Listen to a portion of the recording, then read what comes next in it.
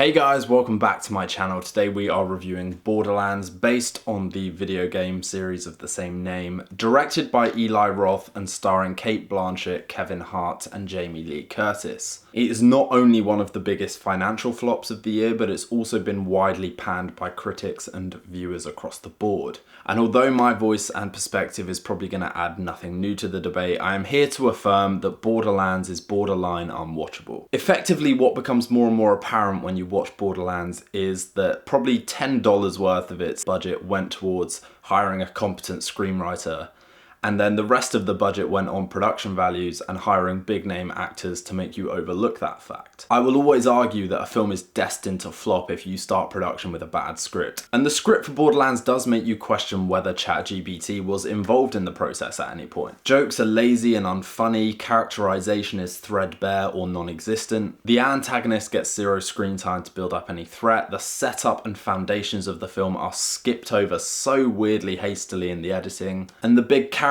reveal / twist is so obvious from the get-go. As a piece of writing, it falls apart at almost every level. And for a film that is striving to have this Guardians of the Galaxy, rogue band of heroes sense of fun, you do need a competent script if you're going to master that tone, which Borderlands sadly never does. So let's address the kind of chronological order of this, which is essentially the failure of the film to set up any kind of basis for you to be interested. We have an opening voiceover by Cate Blanchett, which is essentially an exposition dump. Lots of films are guilty of this, so we can't just slam Borderlands for it, but the tone of that voiceover is attempting to kind of land the sass and the wit and the slightly quirky offbeat tone that the film wants to believe it achieves. But unfortunately, Cate Blanchett doesn't really feel very natural reading in that sort of way. And then we get an opening rescue scene which essentially bands three of the main group together in a very unsatisfying, unfun way. It ends really abruptly. Then we get an opening scene with Cate Blanchett's character being recruited. She gets dropped off to Pandora, which is the planet where all the action's going to be happening. And then we suddenly revert back to a weird voiceover with Cate Blanchett when we land on Pandora, where she explains what she does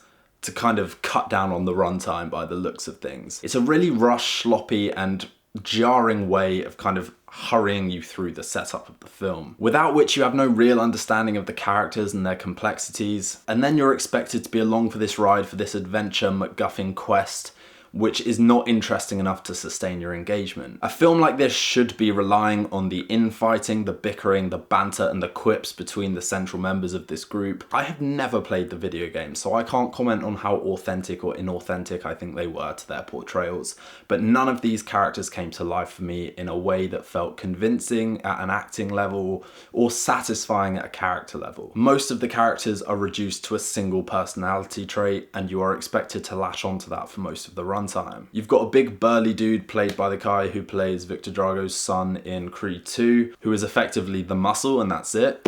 You've got this clone daughter of Edgar Ramirez, whose entire personality is sassy teenager. You've got Cate Blanchett's lead character, whose character trait is literally, I want to be anywhere else. You've got Kevin Hart, whose character is essentially the noble one. And Jamie Lee Curtis is effectively exposition. Edgar Ramirez as the antagonist is literally just the antagonist. He gets zero chance to shine in any kind of capacity in this film. And you've got Jack Black as this robot called Claptrap, who is effectively the comedic relief. And what you've got with a comical device like Claptrap, if used right, is the ability to land humour at convenient moments in the film. However, when that character is overused in the film, it just becomes irritating and annoying. And unfortunately, Borderlands relies so heavily on Jack Black's sidekick character that all of his humour is kind of sucked away from the fact that he interrupts and undermines almost every scene. There is one kind of mid-film extended action sequence that shows a glimmer of the fun and the chaotic over-the-topness that this film could have embraced. It is effectively an action fight chase sequence through these underground catacombs with a bunch of faceless raiders going after our main group of heroes. The action is mostly well shot, well choreographed in terms of pacing. It feels like it goes on for a good amount of time to really pull you in. Every character gets a moment within that to shine, and it was the only time in the film I was actually interested in watching. I think visually it looks fine. Some of the actually physically constructed sets and set set pieces look really good. A lot of money clearly went into the production design and the visual effects, because although occasionally they look a bit shoddy, for the most part they're completely fine. And they do feel like they've translated from a video game atmosphere and environment. They were quite immersive. But unfortunately, that external immersion is shattered by the fact that there is no internal emotional core to keep you engaged. So I'm not going to waste another breath on Borderlands, because I think you should avoid it at all cost. But if you have been unlucky enough to see it, do drop a comment below and let me know your thoughts. Please also consider liking and subscribing to the channel, guys. That's always a huge help for me. And in the meantime, we'll see you for the next review.